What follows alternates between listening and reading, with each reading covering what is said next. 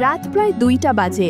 এসব প্রথমবারের মতো ঘটছিল যখন আমি রাতের এই নিস্তব্ধতায় মামির সাথে তাদের বাড়িতে একা ছিলাম। সেই সময় বাড়িতে লাইট ছিল না, ঠান্ডার মৌসুম ছিল এবং চারদিকে ভয়ানক অন্ধকার ছেয়ে গিয়েছিল। এই অন্ধকারে মামির সুন্দর চেহারা আরও বেশি উজ্জ্বল দেখাচ্ছিল, আর মামি খুব গভীর ঘুমে ঘুমিয়েছিলেন।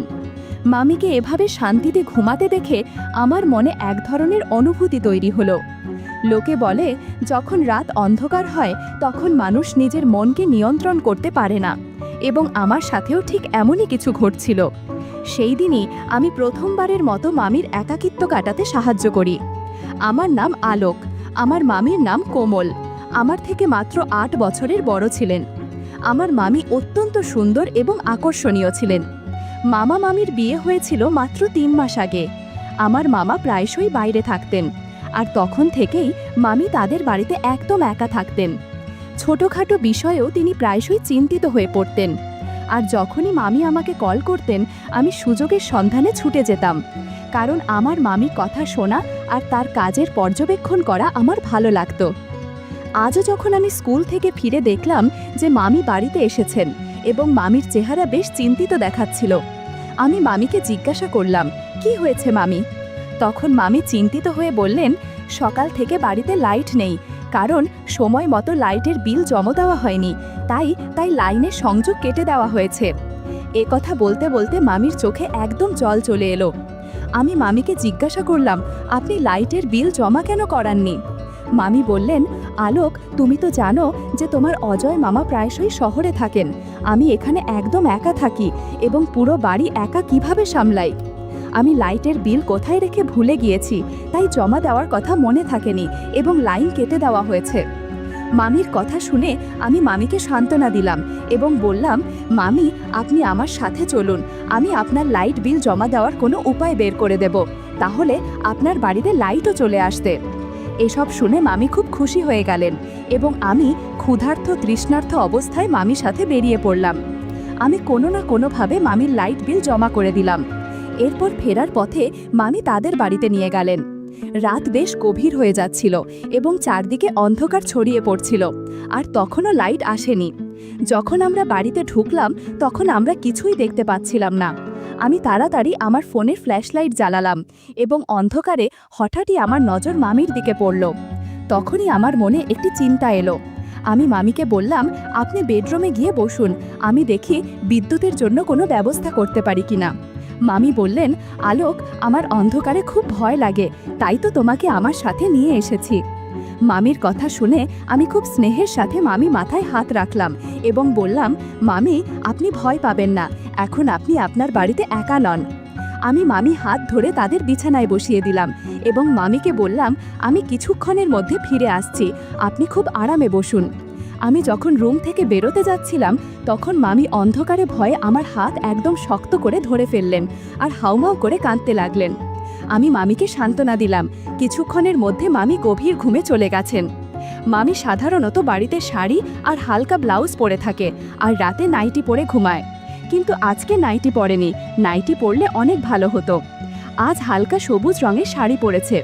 শাড়িতে ঘুমান্ত মামি দেখতে পরীর মতো লাগছিল। তাকে দেখে আমার অদ্ভুত অনুভূতি হচ্ছিল। আমি যত দ্রুত সম্ভব আমার উদ্দেশ্য সাধন করতে চাচ্ছিলাম। যেমন কথা তেমন কাজ।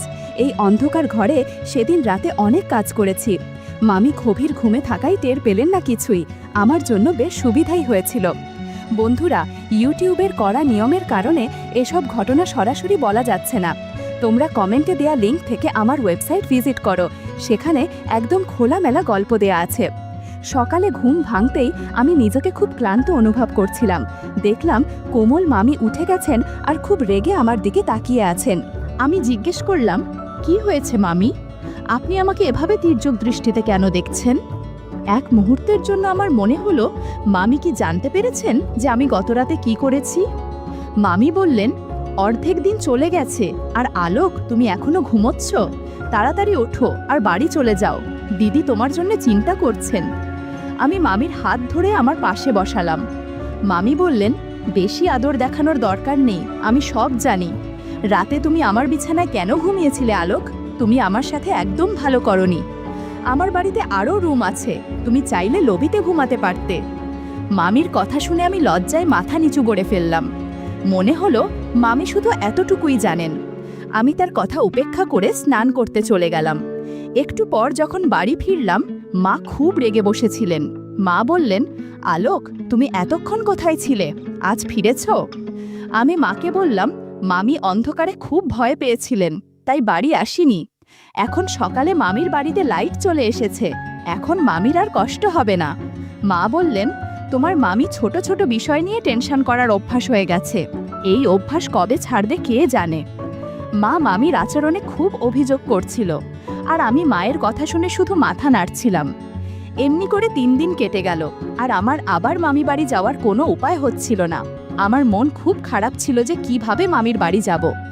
3 দিন পর যখন আমি বন্ধুদের বাড়ি থেকে ফিরছিলাম, দেখলাম মা চিকেন বানাচ্ছেন।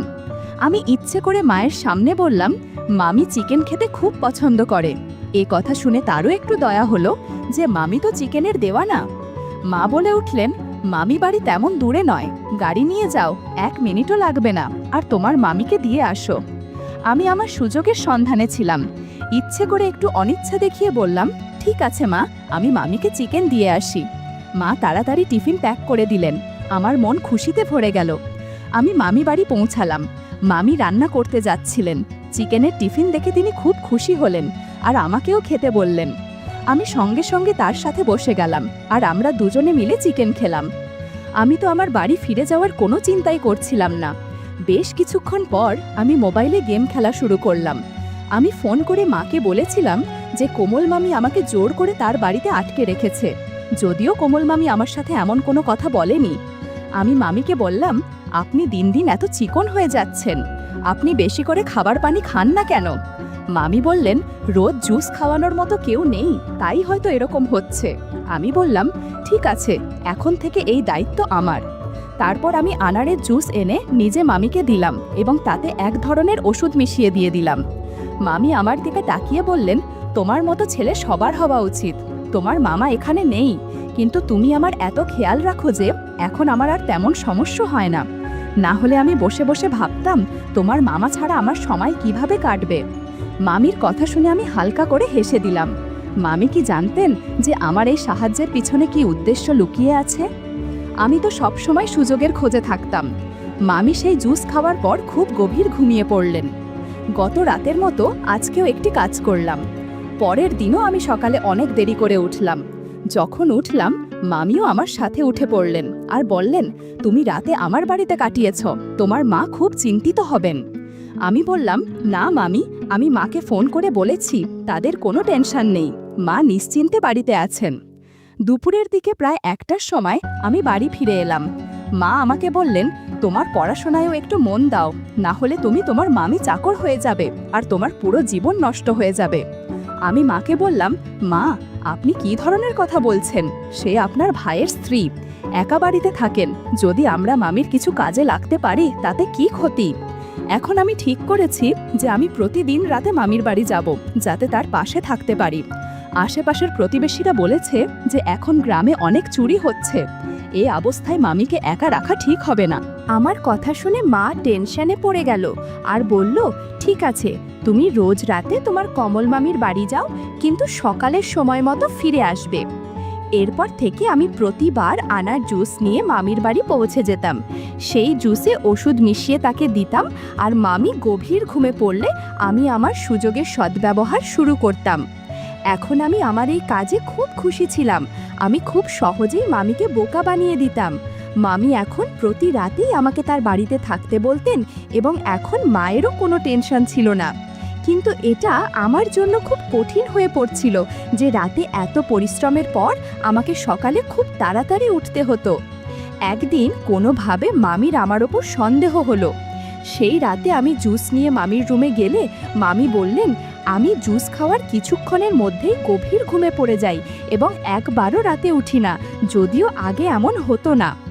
আজ দুপুরে ঘর পরিষ্কার করার সময় যখন ডাস্টবিনে আবর্জনা ফেলতে গেলাম, তখন একটা ওষুধের প্যাকেট আর একটা বেলুনের প্যাকেট দেখতে পাই। আমার বাড়িতে এসব কিভাবে এলো? মামির কথা শুনে আমার টেনশন হতে শুরু করলো। আমি না বোঝার ভান করলাম। আমি মামিকে ভুলভাল কিছু একটা বুঝিয়ে দিলাম। এরপর মামি এই বিষয়ে আর কিছু বললে না। বরাবরের মতো মামি আনারসের জুসের গ্লাস শেষ করে ফেললেন এবং আমার সাথে কথা বলতে শুরু করলেন। আমি মনে মনে খুশি হলাম। কিছুক্ষণ পর মামি আবার ঘুমিয়ে পড়লেন এবং আমি আমার কাজে মগ্ন হয়ে গেলাম। এসব করতে আমার প্রচুর আনন্দ লাগছিল। আমি কখনো ভাবিনি যে এত সহজে সব পেয়ে যাব। তিনি কখনো আমার উপর সন্দেহ করেননি আর বুঝতেও পারেনি যে আমার উদ্দেশ্য কী।